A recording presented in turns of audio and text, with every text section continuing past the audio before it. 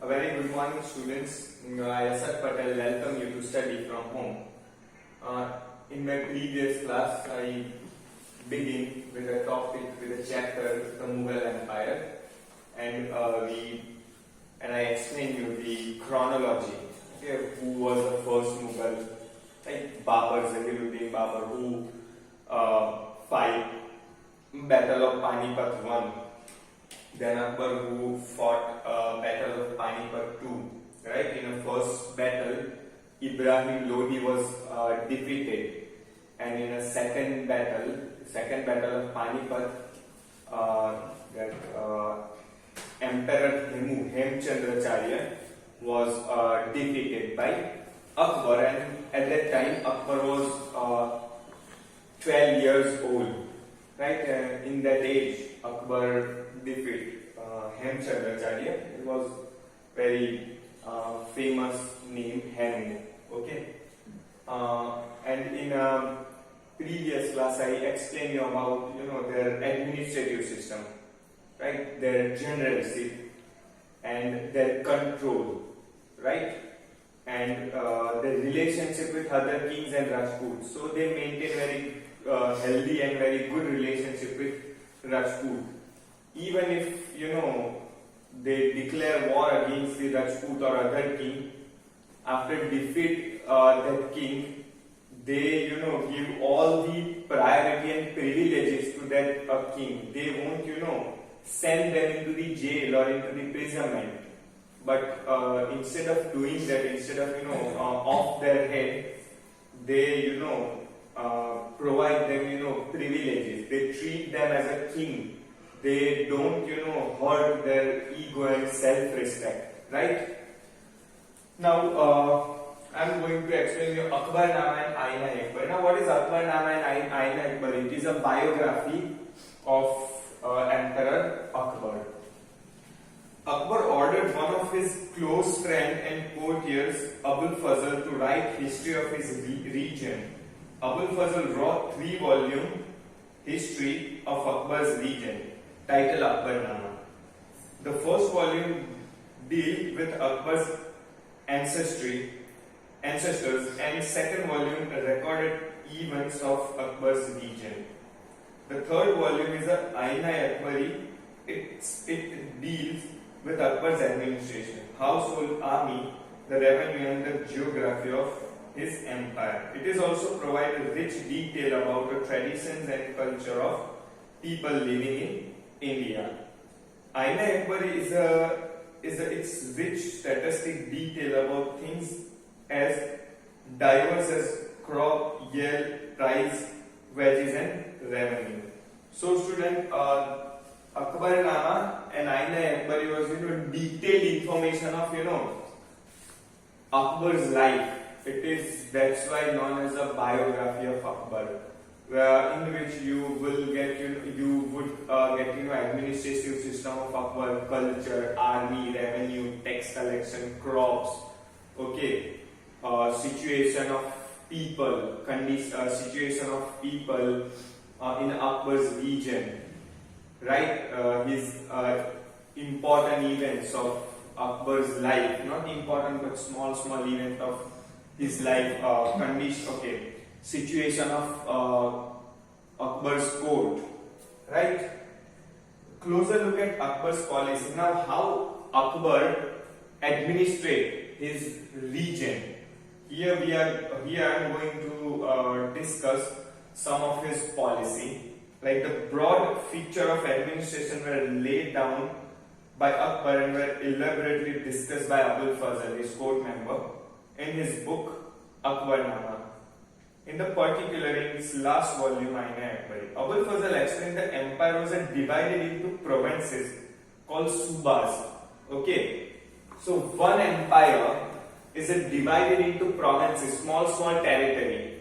Okay, it's known as a subas, governed by a subedar, right?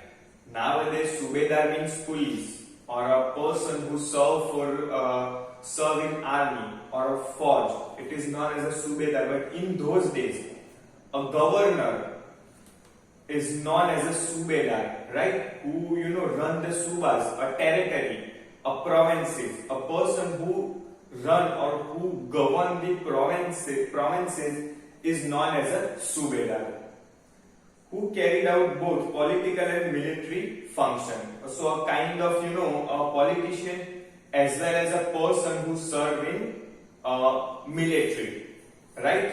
That's why some policemen or some person who serve in a military are known as a subedar, right? A surname was given by their friend. So a person who govern provinces as well as who command army known as a subedar. Each province also had a financial officer of or a diwan, means a person, financial officer, like a person who look after the taxes and revenue. Okay, and generally a person who deal with local people, like he sorted out a quarrel between people, a person who sorted out a land issue or a family issue or a property issue, right, between two people.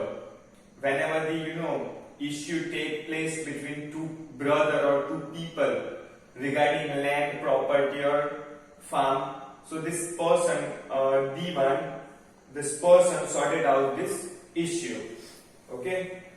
For the maintenance of peace and order in his provinces, the subedar was supported by other officials, such as the military paymasters, Bakshi, the ministers in a charge of religious and charitable patronage, Sadar, military commanders, Faujdar, and town police commander, Kotwal. Right? Kotwal, even if you visit remote area of Uttar Pradesh and Bihar, even these days police known as a Kotwal or Kotwal, it means police officer. Kotwali means police station, right? Akbar's noble commanded large armies and had access to a large amount of a revenue. While they were loyal to the empire, functioned efficiently, but by the end of the 17th century, many nobles had built independent network of their own. Their loyalty to the empire weakened by their own self-interest. Right? As I told you, Akbar, how he covered India from Zahiruddin Babur to Akbar. They covered India as well as Pakistan, Afghanistan, Nepal, China, but just because of greedy nature of his noble or his subedar or his commander, they establish or they declare them as a separate king or a ruler. That's why that was the reason to rise of decline of Mughal Empire. That was that was a starting of decline of Mughal Empire.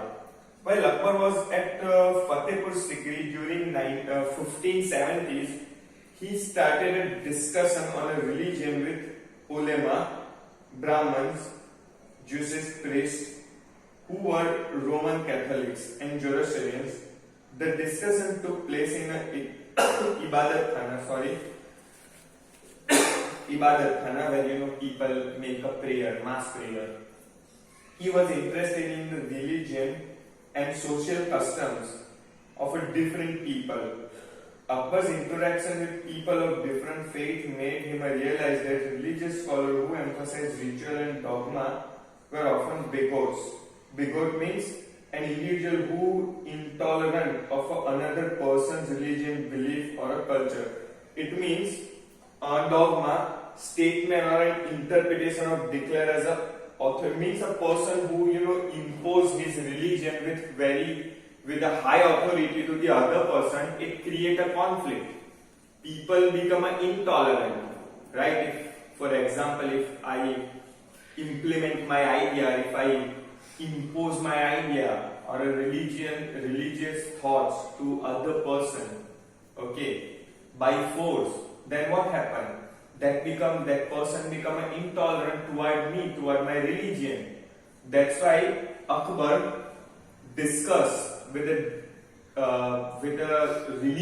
different religious leader to sort out this intolerant issue, right? And he come out with new system which is known as a Deen Ilahi, where all the religion given an equal respect, right? He also remove the religious tax imposed on Hindu, that is called as a jizya. Like they have to pay tax to the emperor. Especially Hindu people have to pay tax to the emperor when they start pilgrimage to their holy places. But Akbar refused. Akbar cancelled this law and given them free tax free pilgrimage. Okay. Even Akbar helped, not only Akbar but also Aurangzeb helped. Aurangzeb also make a fund and make a donation for a temple, not only mosque but also for temple. Well, okay. That technique, that teaching created a divisions and disharmony among his subjects. Okay. As I told you, India is a diverse country where different religion, different cultures are there. Okay, not only culture, but there are many more things which are very different from each other. So especially culture and religion, just because of some religion person, the harmony is getting disturbed by this extremist people, by these fanatics. That's why Akbar sorted out this issue with ideology of Deen Ilahi, right? That each and every religion, each and every culture given equal value, right? And he was a emperor, who make a stable harmony, who make a strong harmony between a different religion people. Like this eventually led Akbar to the idea of Sulh Kul, or a universal peace. Right? This idea of a tolerance did not discriminate between people of different religions in his realm. Instead, it focused on a system of ethics, honesty, justice, peace that was a universal applicable. Okay, you will find honesty in every religion. You will find ethic in every religion. Honesty, justice, peace. Each and every religion you will find all this, justice, equality, this ethics, peace. So instead of focusing on a different thoughts, he get this summary of all the religion and he come out with the idea of Deen Ilahi or Sulh Kul, where all the religion are equal. Abul Fazl helped Akbar in framing a vision of governance around this idea of Sulh Kul. This principle of governance was followed by Jahangir and Shah Jahan as well. Now, what is Sulh Kul?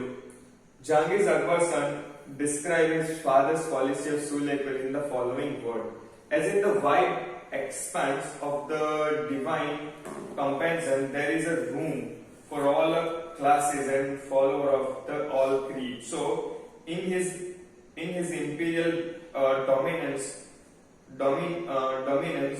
which on all sides were a limited one only by the sea, there were room for the professors of opposite religion and for belief, good and bad, and the road to intolerance was closed. Where Sunni and Shia meets in a one mosque and Christian and Jewish in a one church to pray. He consistently followed the principle of universal peace, Sulh Kul. Means no discrimination on the basis of religion, where Shia and Sunni make their mass prayer in a one mosque, Jews and Christian make a prayer in one roof, right? So there would be lots of religious harmony, stable religion, system, no classes at all. So this was a idea given by the Akbar, and that was a frame by Abul Fazl. So student, this is all for Akbarnama and Aina Akbari, as well as Sulekul. I will explain you more in my next class. Till then, thank you very much.